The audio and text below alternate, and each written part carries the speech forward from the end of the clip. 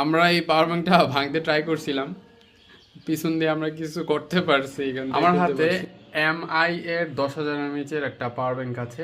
আমরা অনেকে মনে করি যে কম দামে যে পাওয়ার ব্যাংকগুলা 500 টাকা, 600 টাকা, 300 টাকায় আসে, সেগুলোর ভিতরে লোহা থাকে।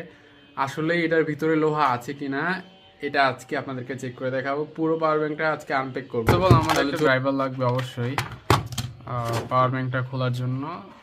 সো দেখি এখানে থেকে আমাদের কোন ড্রাইভারটা কাজে দেয়।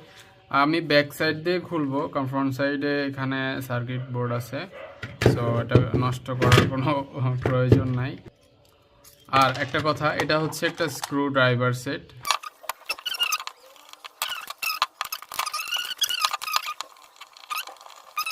ও আচ্ছা, এর আগে আপনাদেরকে দেখাই, এটা কিন্তু মানে ফুললি ওয়ার্কিং একটা পাওয়ার ব্যাংক। এই যে এখানে কিন্তু আলো আসতেছে, এই যে। ওকে, এখন এটা খোলা যায় কিভাবে?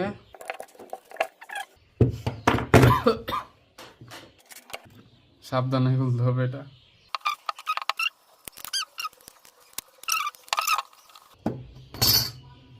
এখনো কাজ করবে? হ্যাঁ, এখনো কাজ করতেছে স্টিল। আচ্ছা দেখি মোবাইল চার্জ হয় কি এখনো। ও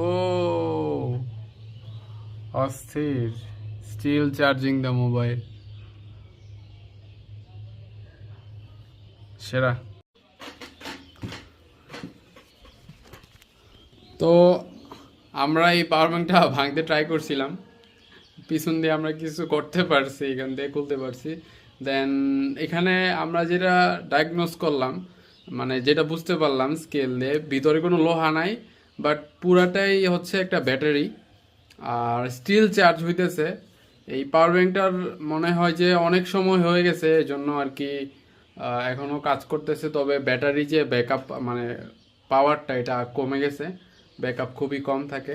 আর বোর্ড ফুল ঠিক আছে, এদিক দিয়ে ফুল ভালোভাবেই চার্জ হইতেছে, আর ব্যাটারিটাও একটু ফুলে গেছে। সো এটা হচ্ছে যে MI এর অরিজিনাল পাওয়ার ব্যাংক ছিল আর কি।